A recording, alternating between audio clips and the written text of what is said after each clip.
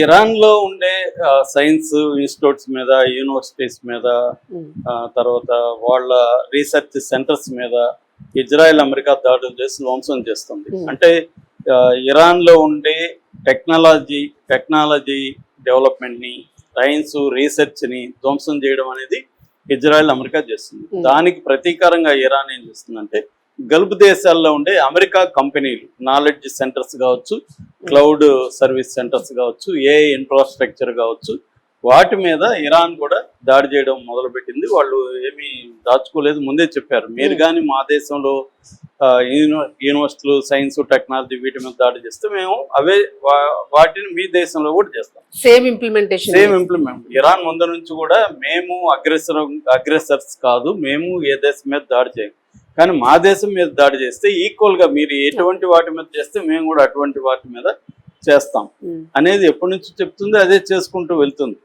కాకపోతే ఇరాన్ బలం వాటితో పోలిస్తే వీక్, కానీ ఆ వీక్ అయినా కూడా అంటే వాళ్ళు 100 వేస్తే వీళ్ళు 10 వేసినా డ్యామేజ్ ఎక్కువ జరుగుతుంది. ఎందుకంటే వల్నరబుల్ గా ఉంటాయి అవన్నీ డేటా సెంటర్స్. రెండోది బిలియన్ల కొద్దీ ఇన్వెస్ట్ చేస్తున్నాయి. ఇప్పుడు గల్ఫ్ దేశాల్లో దాదాపు 100 బిలియన్ ఇన్వెస్ట్మెంట్ ఉందన్నమాట. అంటే ఒక ఫ్యూచర్ ఏఐ ఇన్ఫ్రాస్ట్రక్చర్ ని గల్ఫ్ దేశాల్లో నిర్మించడం కోసం అమెరికా కంపెనీలు ఒప్పందాలు చేసుకున్నాయి. ఆల్రెడీ సెంటర్స్ స్టార్ట్ అయినాయి చాలా చోట్ల. ఇప్పుడు ఆ సెంటర్స్ ని అటాక్ చేస్తున్నాయి. ఇరాన్ ప్రకటించింది మొత్తం 18 వాటి మీద మేము అటాక్ చేస్తాం లిస్ట్ కూడా ప్రకటించింది. ఆ లిస్ట్ లో అమెజాన్ ఉంది, యాపిల్ ఉంది, గూగుల్ ఉంది, మెటా ఉంది, మైక్రోసాఫ్ట్ ఉంది, ఎన్విడియో ఉంది, టెస్లా ఉంది, ఐబిఎం ఉంది, ఇంటెల్ ఉంది, జేపీ మోర్గాన్ ఉంది, డెల్ ఉంది, సిస్కో ఉంది, హెచ్పి ఉంది, ప్లాంటర్ ఉంది. ఇలాగ మొత్తం 18 కంపెనీల లిస్టు ఓపెన్ గా అనౌన్స్ చేసేసాయి. వాటిని మేము కొడతామని చెప్పారు.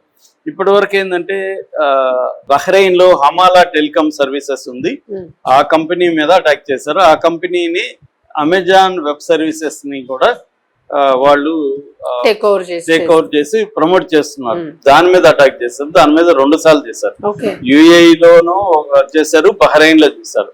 అలాగే ఒరాకిల్, దుబాయ్ ఒరాకిల్ దీని మీద చేశారు. అట్లాగే అబుదాబిలో GG2 గూగుల్ది దాన్ని చేశారు. ఇలాగ ఇప్పటికి 4-5 సెంటర్స్ మీద అటాక్ చేశారు.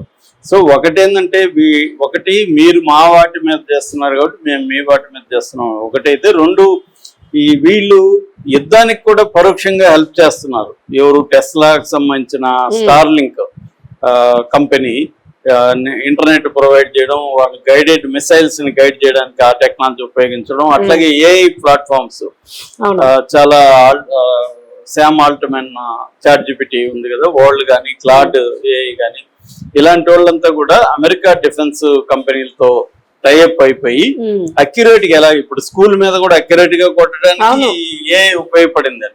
సో కాబట్టి మీరు మా